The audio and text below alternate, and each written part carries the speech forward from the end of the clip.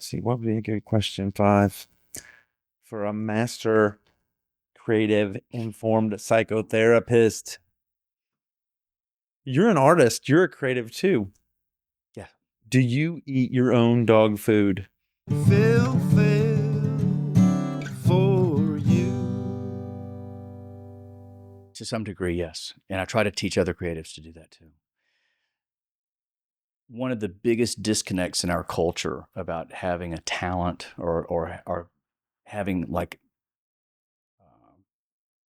an identifiable creative act or thought or way of being is that we have to monetize it. Yeah. Or if you can't monetize it, at least you get a lot of attention for it, the kind of attention you want. I mean, people are amazed, right, that you can do this thing. And what that does is it cheapens the experience of being a creative. It dumbs it down to a transaction. To a trick, dog trick. Yeah, it basically. Instead of channeling the universe through whatever, it's, I'm going to do this thing again. Well, that gets dog treats. Or let's take it back to where the creative person is kind of like they have these godlike powers. They don't really understand that, but other people kind of show them, oh, wow, this is special. So now you're being creative, but there's this side distraction, which is like positive attention or people telling you what you should do with your life, how lucky you are, et cetera, et cetera. And so that's a distraction. I believe that a creative person has to create to be their highest self in order to enjoy their fullest mental health, physical health. Everything you do can be a creative act. It's going to be hard. You have to kind of allow yourself to get there in your thinking. But like, okay, I can play guitar reasonably well, but I'm a much better musician than I am guitar player. It took me a long time to learn that. I was like, oh, I have really good ideas. I can't really execute them. My talent is actually at being a musician. And my best talent is that I happen to know how to tell people to play stuff in a way that they want to do it and can surprise themselves and me. So somewhere in there, I found that I was real comfortable with taking people through very uncomfortable, contrived experiences in the studio and to get as close as they're going to get to being transcendent.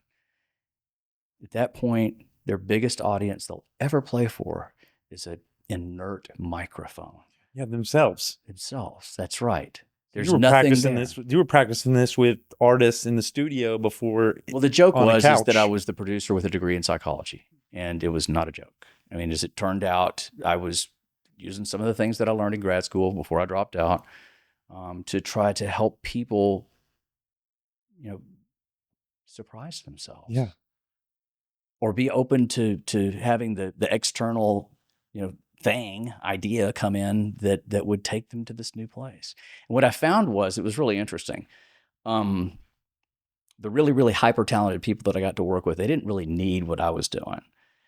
I knew how to kind of sort of appreciate them in the way to where they're going to do really well anyway, but might do a little bit better. Yeah. But man, taking people that weren't very good musicians and helping them make the very best record they were ever going to make, there was a certain satisfaction in that journey. Yeah. And almost noble, but not quite, because some of the music was really bad. Just really, really If awful. You're watching this and you've worked with Dan Workman, you'll just have to wonder. Not your music. Not your music. For sure. Right. So there was a lot of fantasizing, right, in the recording studio. You know this. Oh, yeah. Be famous. Yeah. Limo is going to come pick me up off the couch, carry me to the tour bus, and Which is the part of being a creative that is messing with your creativity and your art form. It's that accolade. It's the wanting the money, all that stuff, the shine, instead of just this inert expressing the artistic process that kind of needs to be separate from that. Well, first of all, they can never be totally separate. I believe that being creative, even the computer programmer that's, kind of searching his way and conjuring code, right. There's an audience for this. Like it could be the computer, it could be another person that's listening. So we're communicators. It's a social act. Yeah, there are people whose audience is so internalized that they don't care. Like Jeff McKissick when he built the Orange Show, right? That guy didn't care what anybody thought about it. He was doing this from this crazy map, and most folk artists are that way. Building towers in their backyard, that kind of stuff.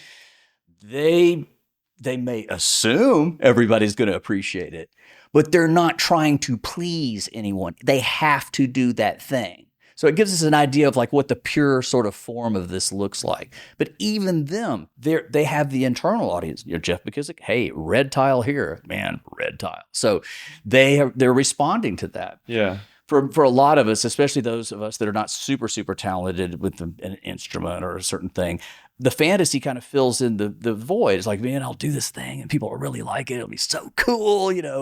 Nancy Allen will want to date me. It'll be, great. And that's a great point of departure to like learn about this process in yourself. But for a lot of us, we just kind of get stuck there. I want to make $1 million.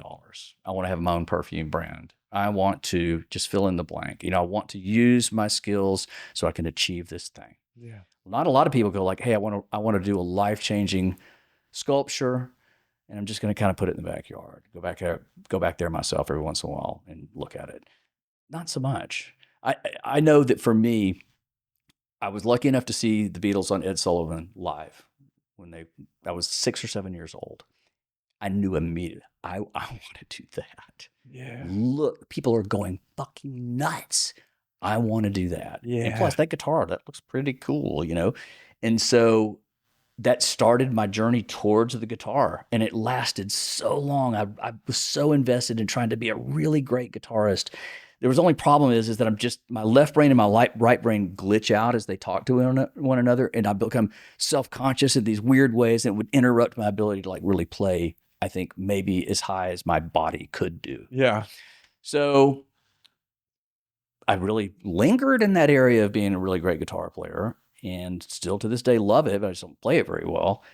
But it took me towards that path of like, I know what to do. When I listen to somebody's music, it was like, okay, they may hate this, but me telling them what I hear is going to help them get to where they need to be. Yeah. And I just am good at it.